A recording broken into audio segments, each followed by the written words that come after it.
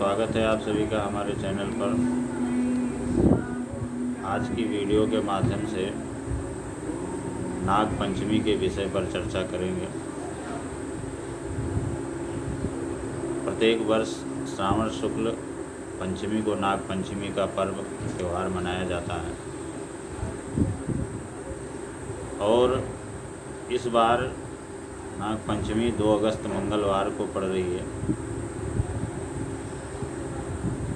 नाग पंचमी के विषय में वैसे तो बहुत सारी मान्यताएं हैं और नागों की विशेष प्रिय तिथि है। वैसे तो प्रत्येक पंचमी तिथि, प्रत्येक माह की पंचमी तिथि नागों की होती है, लेकिन श्रावण शुक्ल पक्ष की पंचमी तिथि विशेष प्रिय है क्योंकि इसके पीछे कई सारी मान्यताएं जुड़ी हुई, कई पौराणिक कथाएं, कई आख्यान हैं कि श्रावण शुक्ल की पंचमी ही क्यों विशेष प्रिय है, इसी को नाग पंचमी क्यों कहा गया। और इस पंचमी तिथि को क्या विशेष होता है और किस तरह से इस तिथि को पूजा पाठ करके और हम इस दिन का लाभ कैसे ले सकते हैं, ये सारी चीज़ें मैं आपको वीडियो के माध्यम से बताऊंगा। आप अंत तक वीडियो को देखें। जैसे कि श्रीमद् भागवत पुराण की कथा के अनुसार जिस समय राजा परीक्षित को तक्षक नाग ने डस लिया और उनकी मृत्यु हो गई, तो नाग जाति से बदला लेने के लिए परीक्षित के पुत्र जन्मेजय ने नाग यज्ञ का आयोजन कर दिया। और ये प्रामाणिक बातें, मध्य प्रदेश में एक उद्योग नगरी है, उसका नाम है नागदा। तो उसका नाम ही इसी वजह से उसका नाम जो है नागदाह के नाम से पड़ा था, जहाँ पे परीक्षित के पुत्र जन्मेजय ने यज्ञ किया था। और वही नागदाह जो है बाद में वो बदल करके नागदा स्टेशन हो गया। नागदा स्टेशन है, वहाँ पर उद्योग नगरी है मध्य प्रदेश में बहुत बड़ी। तो जब परीक्षित के पुत्र जन्मेजय ने नाग यज्ञ प्रारंभ किया तो उसमें सभी नाग जो है यज्ञ की आहुति में जलने लगे। तक्षक नाग घबरा गए और पहुंचा।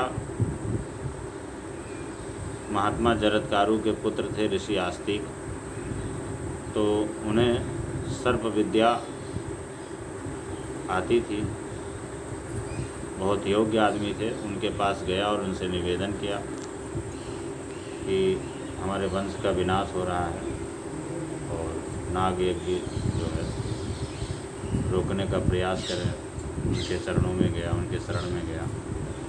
तो ऋषि आस्तिक ने जो है ब्रह्मा जी के सहयोग से उस दिन उस नाग यज्ञ को बंद करवाया।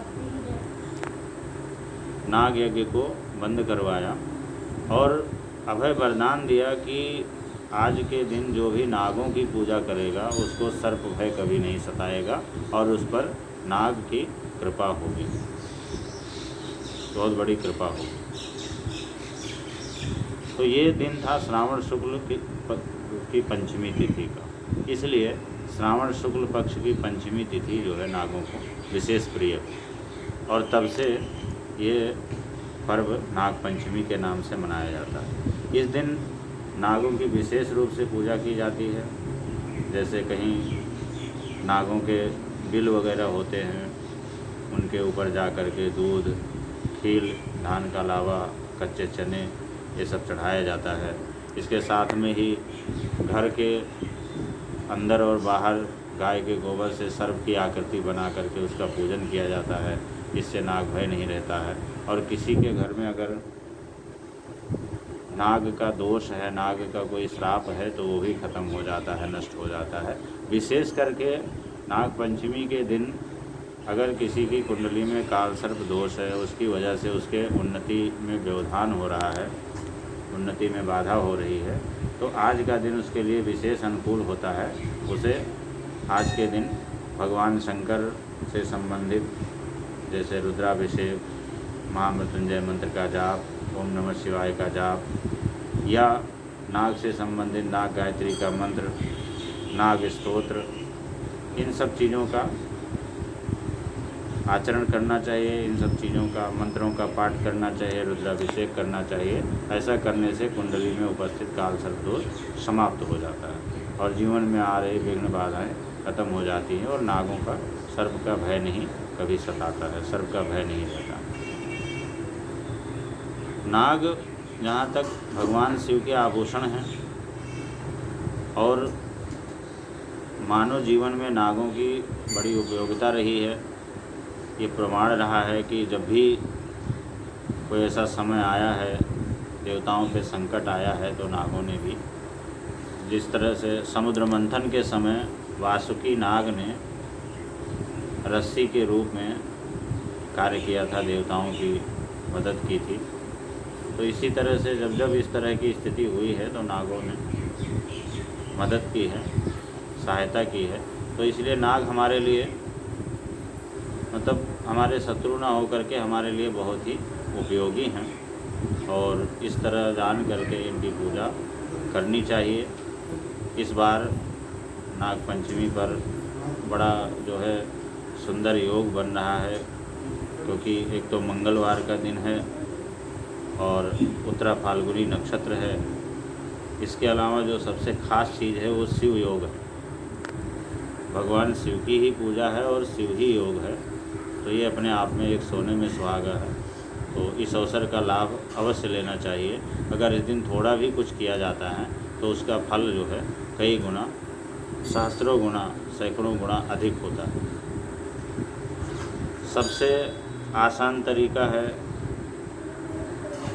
अगर हो सके तो किसी धातु का नाग नागिन बनवा करके उसकी प्राण प्रतिष्ठा करें, उसकी पूजा करें और फिर पूजा करने के बाद में किसी योग्य ब्राह्मण को उसको दान दे दें। और अगर ऐसा कदाचित नहीं हो सकता है तो सिर्फ आटे का भी नाग नागिन बना करके उसकी यथाविधि विधिवत पूजा करके और उसको संकल्प करके दान दे देना चाहिए। और ऐसा करने से नाग देवता प्रसन्न होते हैं। और इसके अलावा कई सारे मंत्र हैं, नाग गायत्री है, नाग स्तोत्र है, और ये सब करके, और अगर किसी के कुल में, किसी के वंश में इस तरह की कोई दिक्कत हो, जैसे किसी के यहाँ कोई अकाल मृत्यु, असामयिक मृत्यु हुई हो और उसकी मुक्ति ना हुई हो और उसके द्वारा कष्ट मिल रहा हो, उस परिवार को, उस वंश को, उस खानदान को कष्ट मिल रहा हो, तो वो भी आज के दिन, नाग पंचमी के दिन, नाग बनवा करके, सोने चांदी तांबा पीतल इत्यादि का नाग बनवा करके उसको प्रतिष्ठा करके विधिवत उसका दान करे, तो इस तरह से उसकी मुक्ति भी हो जाती है और दोष खत्म हो जाते हैं।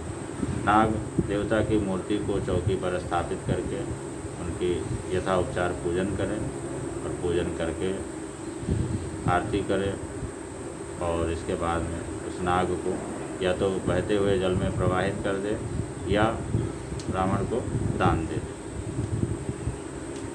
और इसके अलावा इस बार जो है दोबारा बता देता हूँ, मंगलवार का दिन है, उत्तरा फाल्गुनी नक्षत्र है, शिव योग है, बड़ा सुंदर, ये तीनों चीज़ें बड़ी अच्छी पड़ रही हैं एक साथ, तो इसलिए इसका लाभ ज़रूर लें।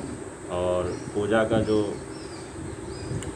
सबसे उपयुक्त मुहूर्त है प्रातःकाल लगभग 5:40 से 8:20 के मध्य का बहुत ही श्रेष्ठ है। इसके अलावा वैसे तो दिन भर पूजा होती रहती है और नाग के माध्यम से अगर नाग के अलावा यदि भगवान शंकर की भी पूजा की जाती है, क्योंकि भगवान शंकर को नाग अधिक प्रिय हैं, उनके गले का हार है, उनके आभूषण हैं, तो भगवान शंकर की भी जो पूजा की जाती है तो उससे भी नाग देवता प्रसन्न होते हैं और प्रसन्न होकर के हमें वरदान देते हैं। तो इस तरह नाग पंचमी के विषय में ये सारी बातें हैं। और आज के दिन पूजा ज़रूर करें, क्योंकि ज़्यादातर लोगों को देखा जाता है कि कुंडलियाँ काल सर्प दोष से पीड़ित होती हैं और उसकी वजह से उन्हें जीवन में बहुत सारे कष्ट आते रहते हैं। तो ये बहुत ही अच्छा शुभ समय होता है जब थोड़ा भी कुछ करके और उसका ज़्यादा फल मिल सकता है और व्यक्ति का कल्याण हो सकता है। बहुत बहुत धन्यवाद।